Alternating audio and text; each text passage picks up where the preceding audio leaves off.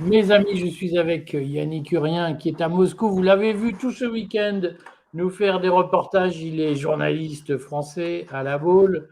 Il nous en dira deux mots. Il est observateur des élections présidentielles russes et il va nous faire son bilan de passage à Moscou. Tu es où là? Et dis-nous tout, Yannick. Tu as la parole. Alors, Eric, là, ça fait à peu près 2 heures que je marche parce que j'ai pris le métro.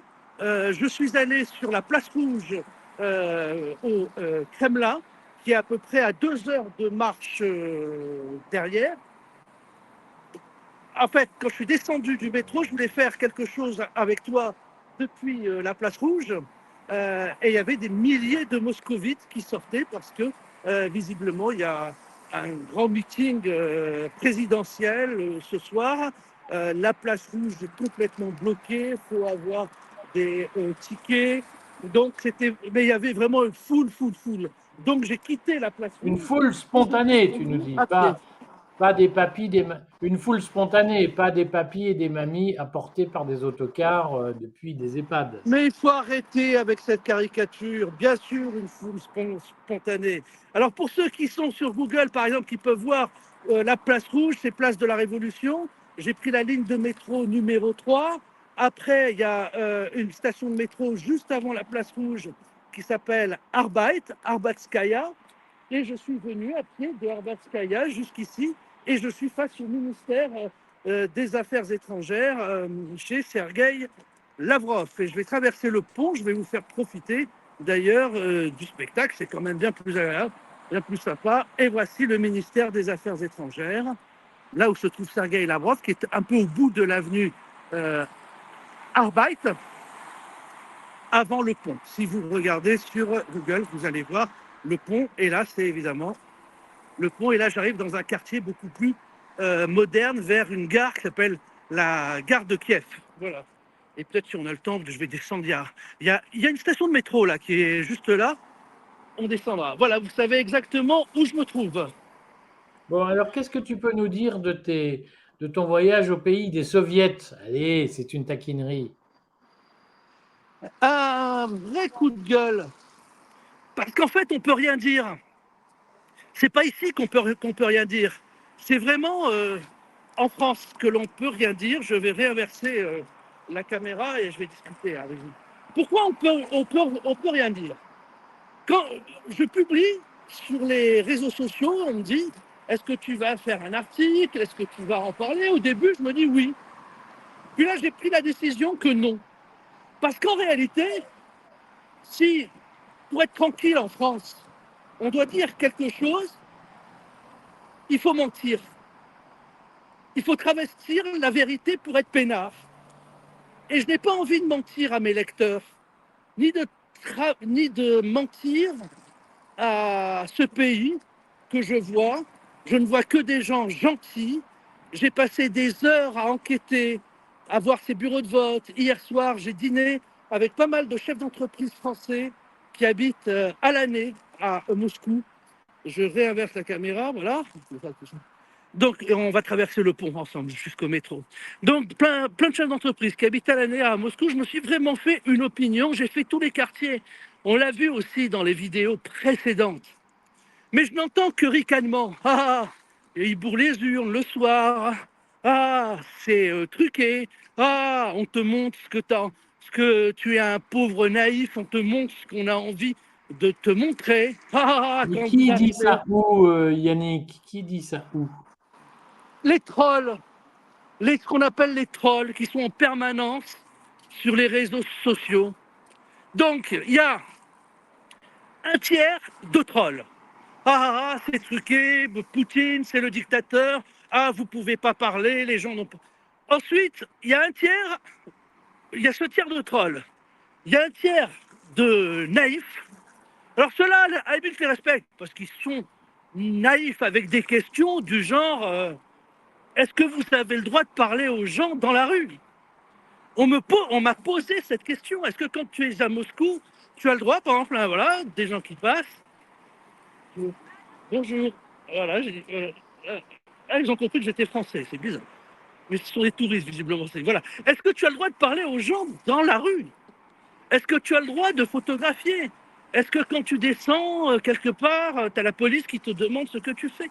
Ce sont les naïfs bercés par LCI et par BFM TV qui, à longueur de temps, on leur dit, évidemment, c'est la dictature, le régime autoritaire, les libertés, les droits de l'homme.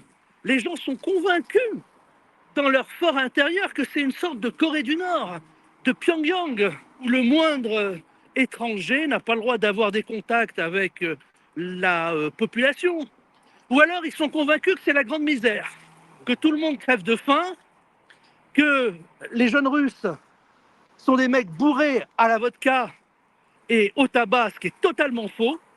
C'est un pays qui devient d'ailleurs non-fumeur, presque complètement, sur toutes les nouvelles générations. Et les jeunes, contrairement à ce que l'on pourrait croire, eh ben, ne boivent plus. C'est terminé, c'est les anciennes générations. C'est plutôt un pays, en termes d'hygiène de vie, qui s'est fixé pour objectif d'avoir plein de nouvelles générations qui soient saines, j'allais dire, de corps et d'esprit. Même pas un petit coup de vodka? Non, il n'y a plus beaucoup de vodka. C'est terminé.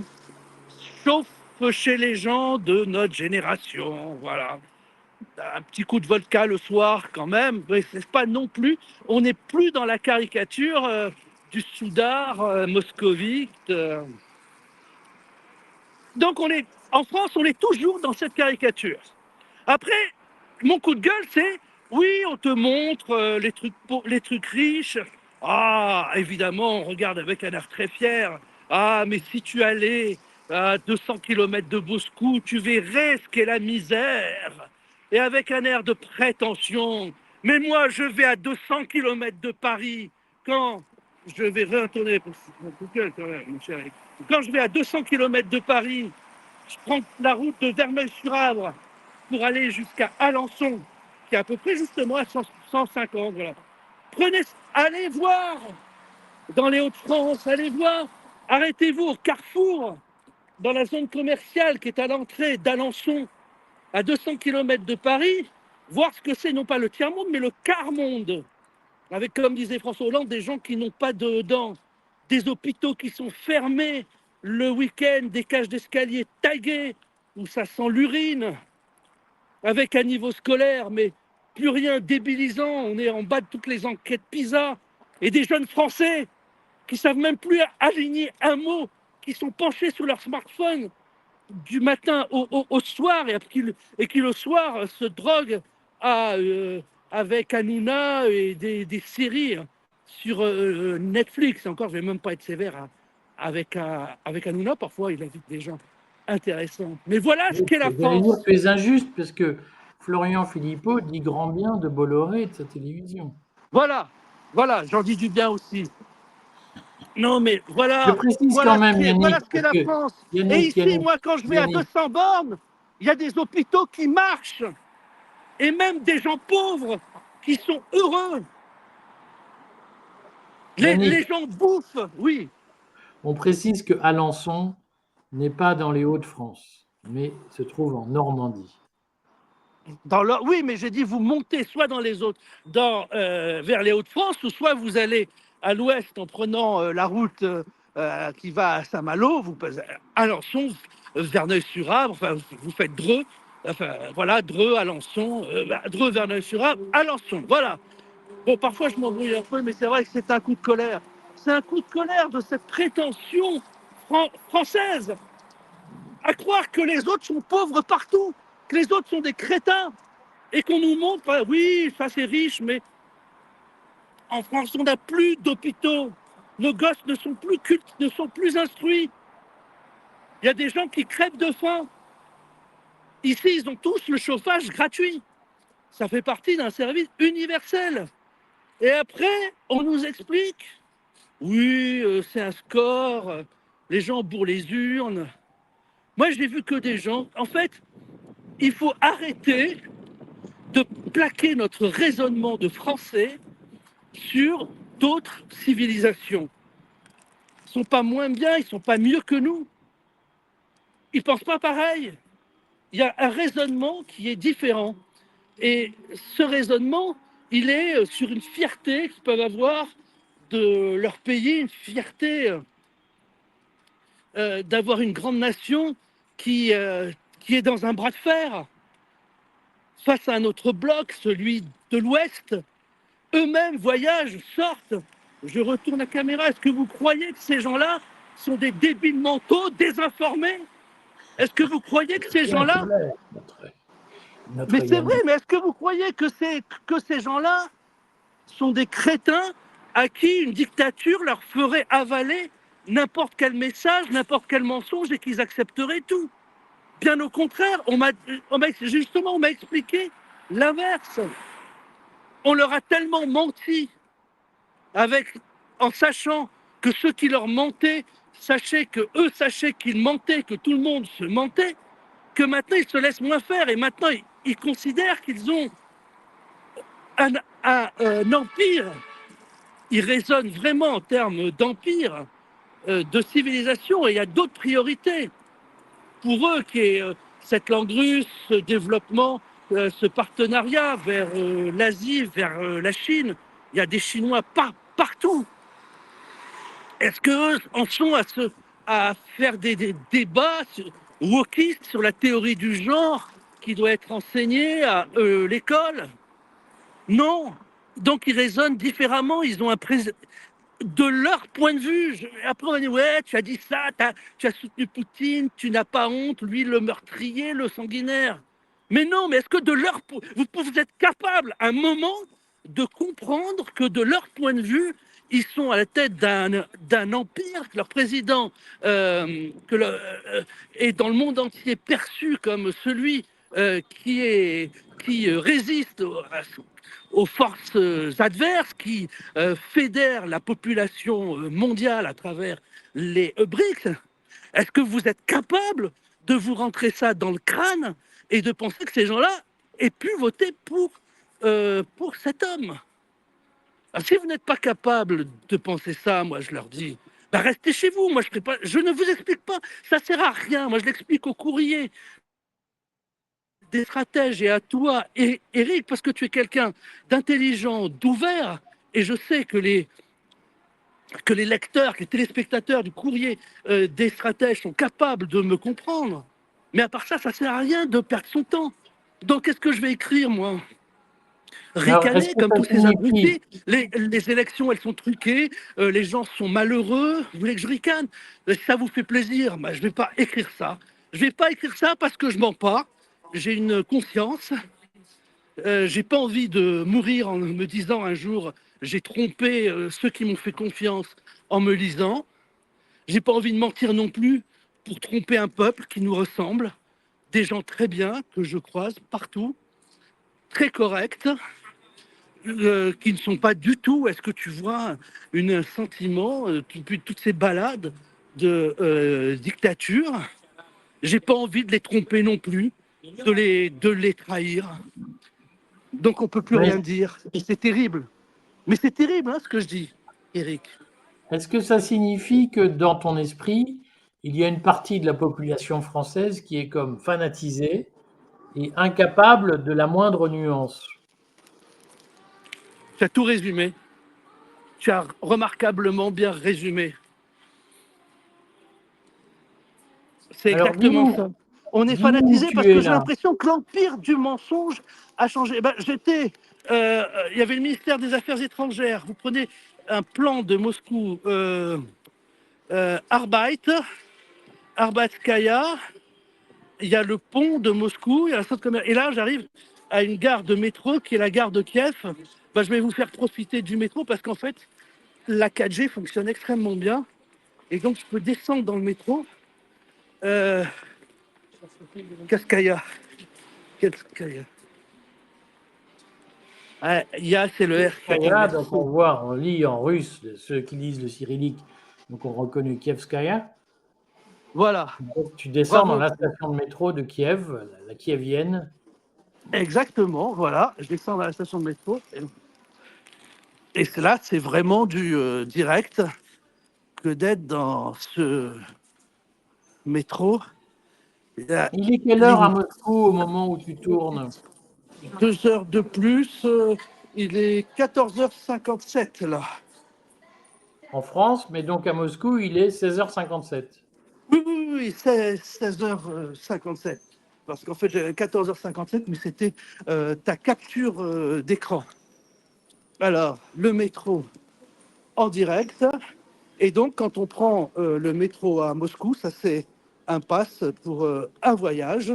Je peux rester dans le métro une fois que j'ai mis ce pass autant de fois que je veux. Combien Je coûte le pass? 60 passive. 65 centimes. Alors, la ligne 5 et la ligne 3, on va aller sur la ligne 3, qui va vers la place Rouge et le Kremlin. Et le métro de Moscou est un des...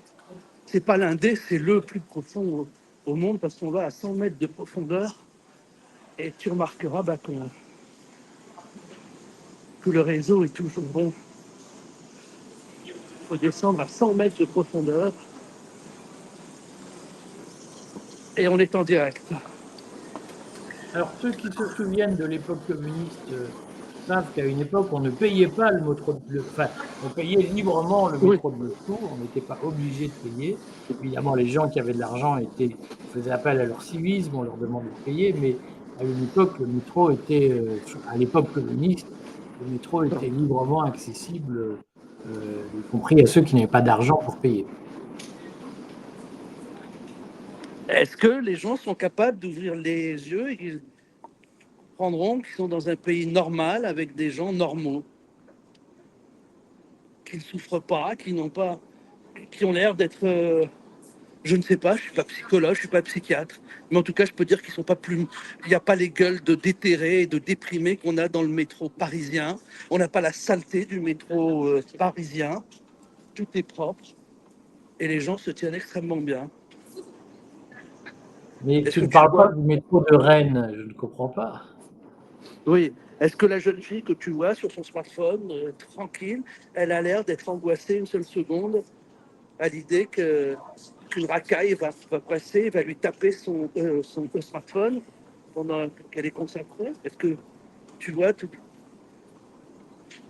Non, Et après, cela on dit, va donner Yannick, des leçons. Oui, eh oui, pour oui. rétablir la balance, à Paris, dans le métro, tu vois aussi plein de jeunes filles blondes aux cheveux longs qui tapent sur leur smartphone sans inquiétude particulière. Il faut Alors, je pas. vais aussi rétablir la balance, et que là, cette scène, tu l'aurais à minuit. Et ça m'étonnerait qu'à minuit, tu l'aies aussi dans le métro parisien. Ça dépend où. La Ça situation dépend est où. plus Voilà. mitigée qu'on ne le dit parfois en province. Je lis souvent des commentaires extrêmement fanatiques sur l'insécurité à Paris, qui n'ont en réalité rien à voir avec ce que disent Damien Rieu et ses amis. Il faut Oui. rétablir les grands équilibres, quand même. Ce qui est effectivement fascinant, c'est la beauté du métro moscovite. Je crois que Tucker Carlson en a Regarde parlé comme c'est propre. d'ailleurs. Le métro moscovite est une espèce de palais du transport en commun.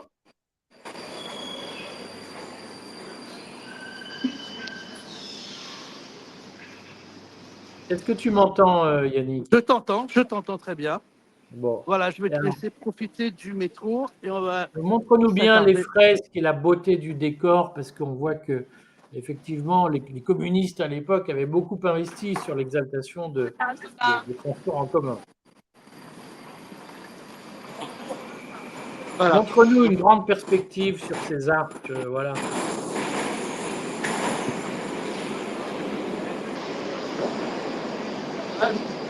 Est-ce que tu peux nous dire à cette occasion, depuis là où tu es, et si tu peux retourner la caméra, quel Oui. bilan tu tires à la fois de ton observation des élections et de la victoire de Poutine qui a été annoncée ce matin? Alors, je vais retourner. Je vais retourner. D'abord, ce que je tire comme bilan, là, je vais reprendre la sortie Recule un parce que je peu suis par rentré rapport à uniquement ton. pour Recule un vous. peu de Mais, ton écran. Recule un peu ton écran, parce que là, tu étais voilà. parfait. Reste au milieu du couloir, c'est magnifique pour nous. Voilà. Qu'est-ce que tu Alors, peux ce nous que je dire tire, de la victoire? c'est que au début, Recule on un est peu ton tenté, nous, écran, avec voilà, notre qu'on voit bien. mentalité de Français, de se dire, on est surpris, il a fait un tel score, il y a des candidats qui ont fait 3%. Moi, on m'a bien expliqué que la Russie, c'est 11 fuseaux horaires, c'est un continent, et que, évidemment, la plupart des candidats qui étaient face à lui sont totalement inconnus. Il y a un travail de mémorisation, de notoriété du candidat Poutine qui fait que c'est quelque chose qu'on ne peut pas comprendre, c'est-à-dire qu'il est dans... Il faut que tu arrêtes de marcher. Yannick, arrête de marcher parce que ça coupe et éloigne ton écran de ton visage, sinon on ne te voit pas. Alors je vais m'asseoir, voilà. Arrête de marcher, arrête de marcher. Voilà, je vais m'asseoir et on va terminer là-dessus. Oui, il y a vraiment un travail de...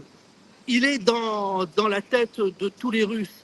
Et c'est vrai que si tu vas en Sibérie, en Mongolie, les gens, on m'a bien expliqué, c'est Poutine, naturellement. C'est aussi celui qui résiste à l'ordre mondial. Aux États-Unis, c'est la star. Donc, ce résultat n'est guère surprenant.